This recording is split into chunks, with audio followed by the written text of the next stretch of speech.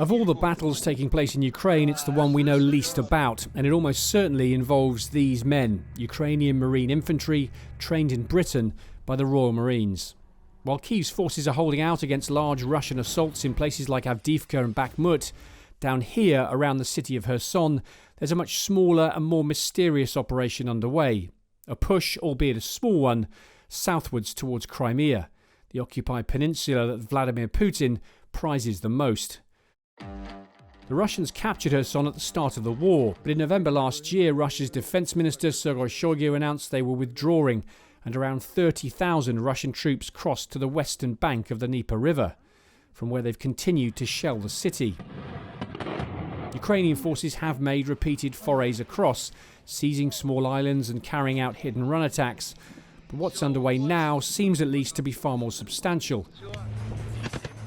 It began in mid-October when units of Marines crossed to the eastern bank. Since then, they've established 3 or 4 bridgeheads in the marshland, and despite the threat of drone strikes and artillery, they quickly moved reinforcements across the river, sending over hundreds of men and some heavy equipment. The thought to now control these areas marked in yellow, stretching from the Antonivsky Bridge just north of Kherson up to Krinky. In places, the Marine units have pushed 4 kilometres inland. So why is this so important? Well, Ukraine's counteroffensive hasn't brought the big gains Kyiv and its western backers had hoped for.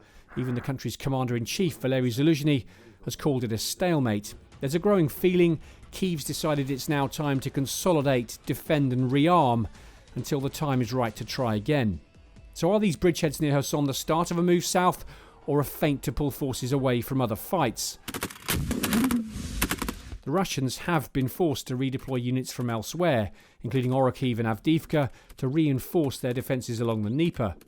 For Kyiv, that might be the only aim. Then again, could this be the start of a breakout, a final push, before winter proper sets in?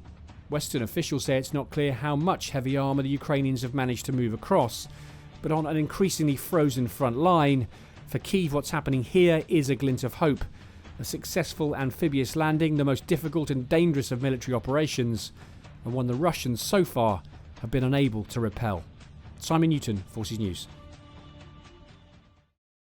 Thanks for watching. For more from Forces News, like and subscribe to our channel.